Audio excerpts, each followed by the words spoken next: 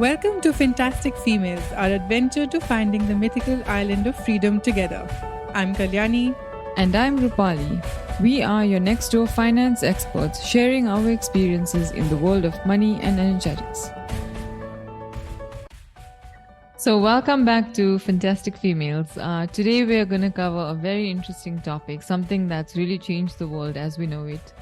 We are going to be talking about the Great Financial Crisis.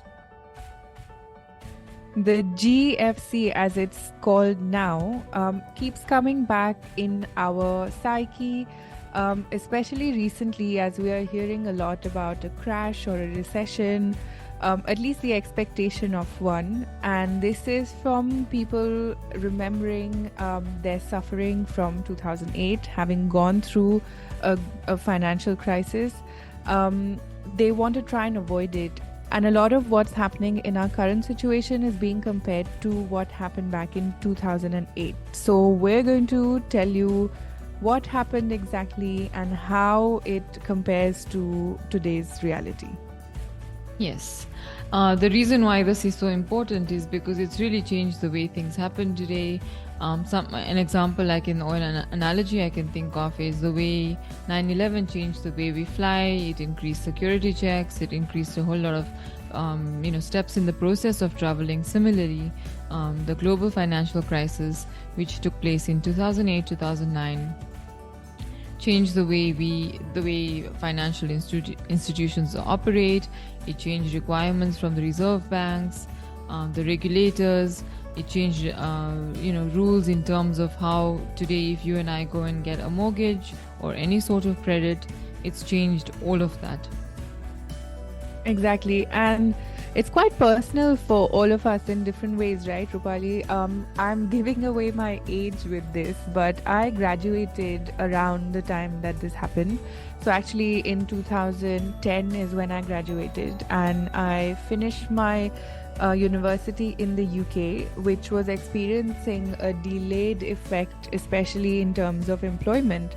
And I remember finding it really hard to get any traction with employers at the time, and the consistent repetition of why that's happening was because of the 2008 crash. There were people that I knew personally who were Oxford graduates working as plumbers, carpenters. Not to say that there's anything wrong with these jobs, but there was a widespread difficulty in finding employment at that point. So it is pretty personal for me in that sense. I had actually quite a different experience where I was thinking about whether to study, whether to start working. My degree had also ended then. And so I had qualified, but it was my final year actually. And I was trying to decide, and a friend of mine said, here you go, here's an email address, send your CV. And that's what I did. And I received a phone call from someone who was very excited to meet me. After they had already shortlisted all their candidates and gone through the entire process, but she said she just had to meet me. So it was interesting because I didn't really feel it on the ground. I heard about it. I heard about all the noise that it was causing. The banks in South Africa weren't as impacted at the time, and so maybe that's what kind of I saw. Where there was plenty of liquidity. The Reserve Bank in South Africa is pretty strict, so I think it was very controlled at that point. But the banks were hit a couple of years later. And so I had already been employed, and we were losing some of the benefits we had as new fresh grads a couple of years later. So that's when I felt it. Yeah, let's understand what really happened. Yeah, let's go into the timelines, I think, because even now when I think of it, like it's all about 2008, 2009, 2008, 2009. So maybe we can just kind of talk about what started it and how it kind of went. Yeah, and this can get very technical very fast. So let's consider it a little bit like a story. Hopefully this makes it easier for all our listeners to follow.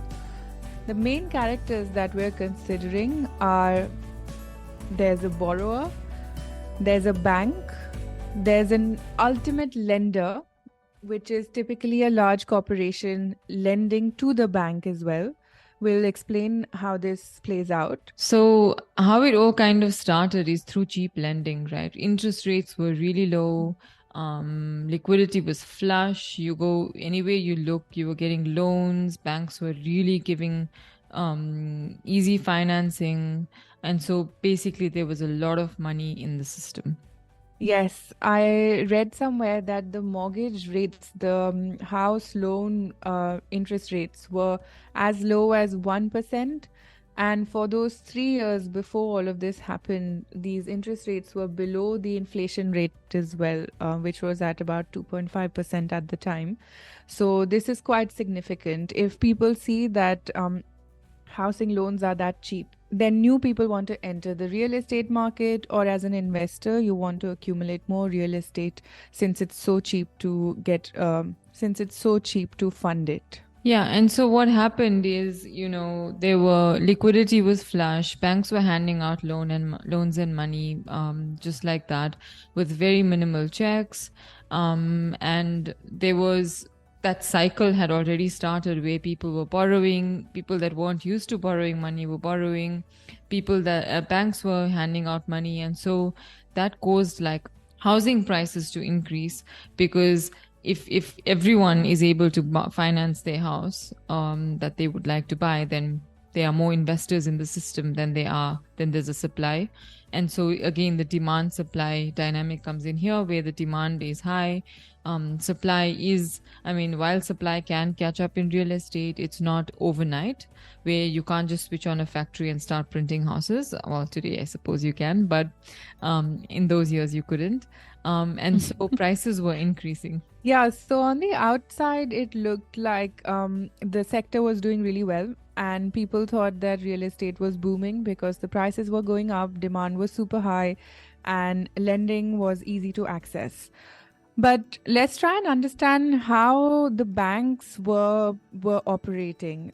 How they were able to access these extra funds is quite interesting. So what they were doing was they were acting more like a middleman between the borrower and a large corporation that we've mentioned previously as the ultimate lender. This ultimate lender is a pure investing company. They don't want to be dealing with the borrowers. They just simply want to make more money. And since they had this extra cash to park, they were dealing through the banks, and they were lending to the banks, which were then lending the same funds over to borrowers, right? Yeah, exactly. So what banks were doing is they were able to finance easily because firstly, the regulators weren't that strict. So you didn't have to hold that much capital to be able to loaning out money like that. Secondly, as they started loaning more and more money out, handing out more mortgages, there was a new security or new vehicle that was created, which is a mortgage-backed security, which essentially is a pool of mortgages. Like it's like a loan, it's like a bond, where the underlying asset is the loan itself. And so a third person, which is the ultimate investor, as Kalyani mentioned, comes in. They give money to the bank for taking on the risk, and they then get paid. They're hoping to get paid a premium through the interest rates that the ultimate borrower is paying. And that's how the bank then becomes a middleman. I would like to go into a little bit of detail about the mortgage securities that Rupali mentioned. What that basically means is, for the banks to be able to borrow money from these ultimate lenders, it's not just a contract of trust, right? There has to be an exchange. So what the banks did as a product that they wanted to sell in exchange for this cash that they were getting was they were pooling a variety of mortgages, and they were calling these mortgage-backed securities, and these mortgages were also rated in a very clever way. What they were doing was that they were mixing mortgages that had good ratings, decent ratings, and that was actually safe, with some really poorly rated mortgages. So the appearance of this product, the full basket of mortgages together, was that it was a safe security for the ultimate lenders to invest in, whereas that wasn't the case. And there are a lot of controversies within this, where there was some fudging around the ratings, there was corruption around that as well. We don't want to go into all of that, but there was already defaults happening from individual borrowers because they were not vetted properly, they were not checked properly, and then that led to banks defaulting on their payments to these ultimate lenders who did not know what they had actually invested in, the quality of what they had actually invested in, right? Right. Yeah, it was like a black box where they had zero visibility. They had the guarantee of the bank. They had different slabs that were given that, oh, this is the higher rated one, this is the lower rated one that you could invest in. And for the higher rated one, you earn less money. For the lower rated one, you take more risk, you get paid more money. And so they've selected this based on these slabs without knowing what's actually within these securities, which sounds a bit counterintuitive for these big investors. It sounds a little like obvious that you shouldn't be doing stuff like that, but it wasn't. And people kind of just got into the cycle, and then greed kind of played out there where more people saw this happening, more people saw people becoming millionaires, billionaires, and so it kind of really snowballed from there. Yeah, so to unpack this a little further, when interest rates are so low, the banks almost have to get volume in to be able to earn a substantial amount, right? And especially if they need to share these earnings with the ultimate lender who's actually investing these funds, then they need to bring in more volume. It's simple mathematics. When the price of the product that you're selling is low, then you need to sell a lot of it. So there was a bit of that psyche. And since cash was pretty easy for them to access through these large lenders, they didn't really care about doing the usual due diligence checks that they would on the borrowers, on the retail borrowers. So it was a win-win scenario for all three parties until things changed. Yes. Yeah, until it wasn't, it snowballed. We mentioned previously that when in markets, ups and downs, both are required, balance is good. In this case, it was too much of a good thing where there was money everywhere. Everyone was making money, which is good in terms of abundance and lack mindset, and it comes through. But the way it was all being done was a bubble was caused as a result of it, and eventually the borrower was no longer able to pay pay off these loans that they had taken, because they were never at that credit quality that would have been able to afford these loans and mortgages. So because the checks were not as strict and stringent, money was just being given out, and that's why the name subprime mortgage, because it wasn't of a good quality. We all hear subprime crisis linked to the GFC, and that's what it means. Yeah, credit bubble as well, real estate bubble, all of that, it has been just explained by Rupali.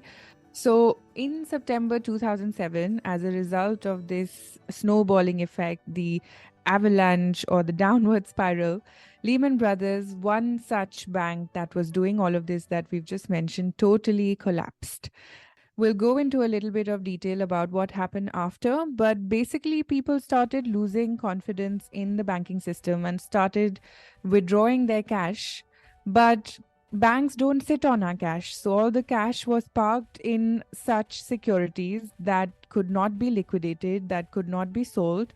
And that then led to further fear and anxiety and eventually the crash. Yeah, I think this really summarizes it. As we said, it's more complex than this. There's a lot more that went on. There's a lot more important detail that, if you really want to understand exactly what happened, you should kind of read up on and learn about. But this was just us trying to cover this in a very summarized way, so it makes sense to someone who knows nothing about banking and finance to be able to bring it back to where we are today in the markets and compare and draw a parallel, because a lot of people are comparing today and these predictions of a recession where people are saying, oh, 2008, 2009, but we are here to also highlight the differences between the two. That's very important in terms of what the drivers are, because that's when you know where to play, where to invest, where to stay out of today versus then. Yeah, and before we get into any technical differences, Rupali, one thing that I found pretty interesting myself was 2008 crash was seen as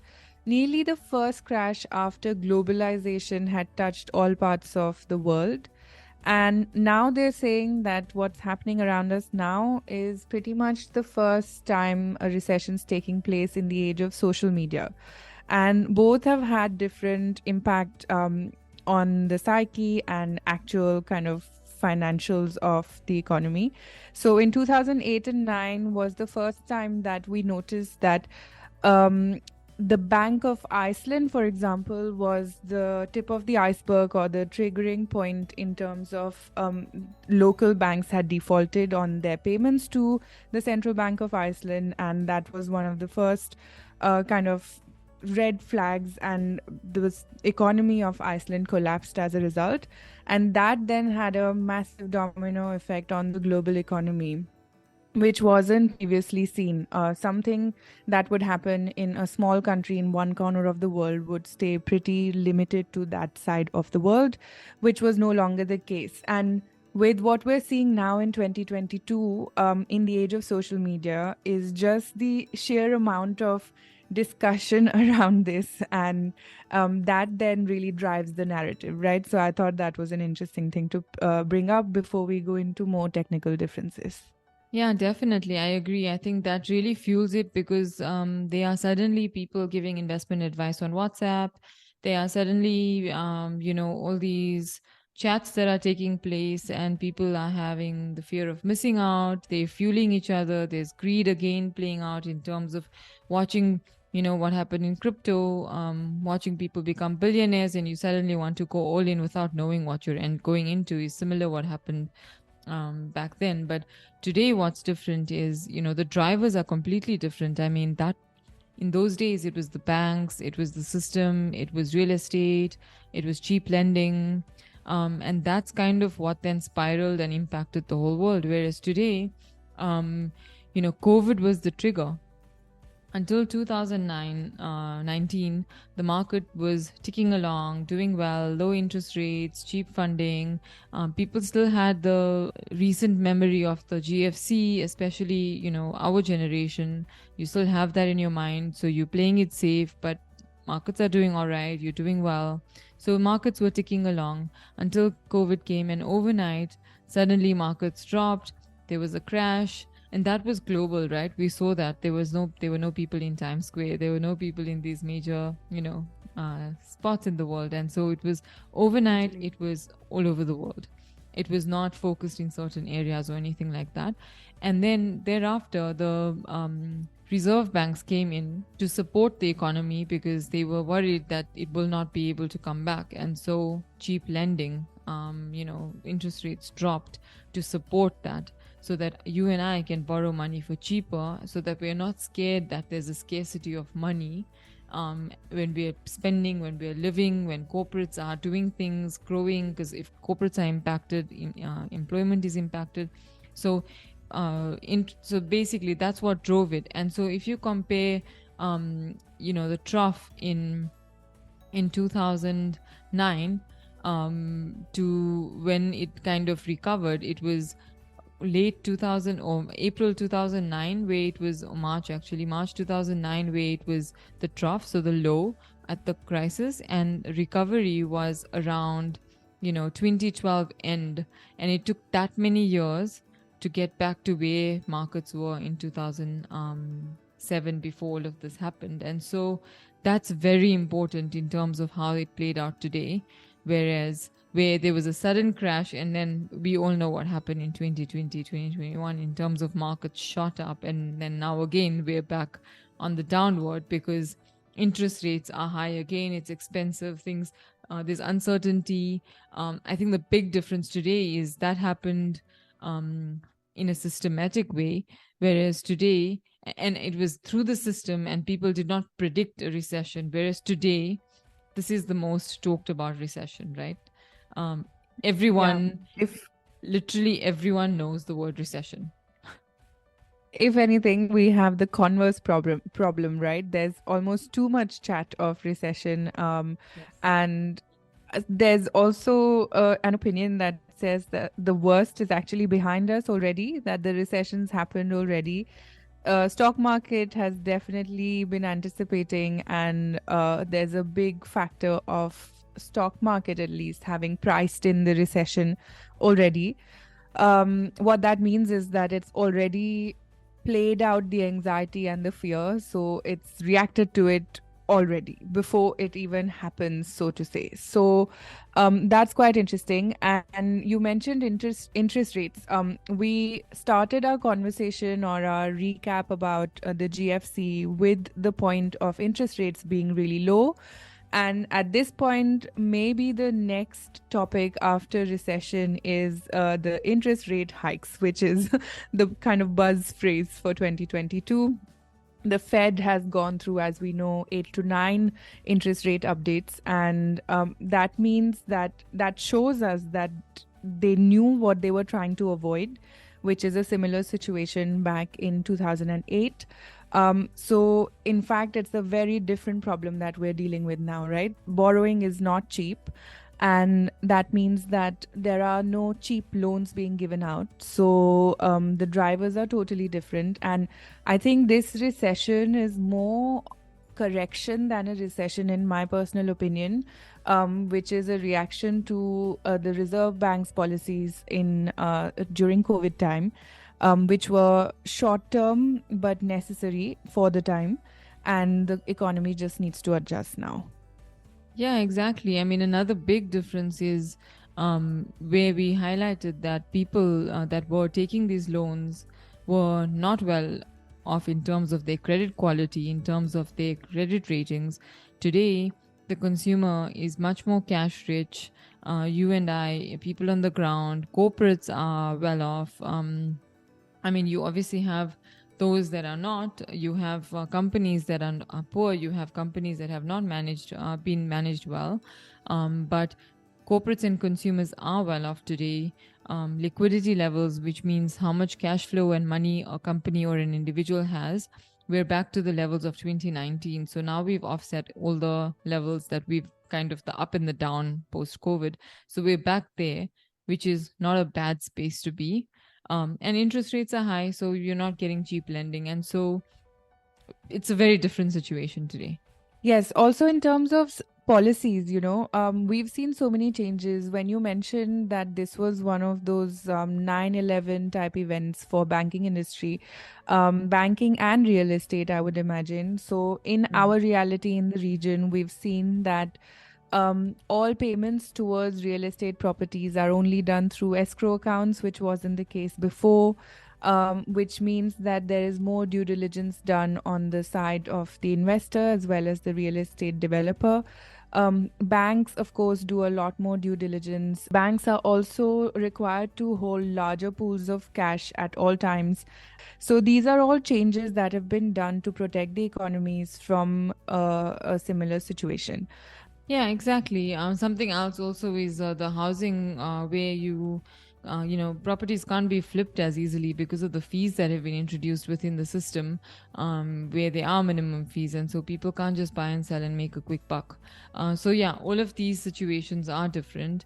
I think bringing it back to investments, markets, I mean, that's what we're here for. So let's bring it back to markets and investments. And where would you say that our listeners should look at investing today, given the situation? I think if there's anything that our listener takes back from all our content, it should be this one point of identifying value companies that have intrinsic profitability, and investing in these and not getting perturbed by any short-term losses, short-term ups and downs. Instead of investing in junk that might make them a quick buck overnight, but it doesn't last in the long run. Right, so treat investment as a marathon, not a sprint, and look for value companies to invest in. With these two, you can't really go wrong. Yeah, I've got a third one to add there actually, diversification. So, Sure. even though you may love three companies, you can't put all your wealth in three companies. You've got to invest in different sectors, different markets. There's no one person that can predict what will happen and what will go which way. For that reason, you want to kind of buffer it up in a way that if something goes down by 20%, you've got the buffer of, like this year, for example, energy that's actually done quite well, right? So diversification is very, very important to make the ride a bit smoother, the path to making money a bit smoother, and your risk adjusted numbers are then a little bit more attractive. Perfect. That was a perfect addition and a perfect way to end this episode. Hopefully, it added to your understanding of where we are now, and it adds to you feeling optimistic about the future. And that's what we're here to do as fantastic females. So, with that, we bring this episode of our financial adventure to an end. Please follow us on all social media platforms at Fantastic Females. None of the information provided is financial advice, and Fantastic Females is not a financial advisor. The information provided is educational only. It is general in nature and does not take into account your personal circumstances. Please use your own due diligence before making any financial or investment decisions.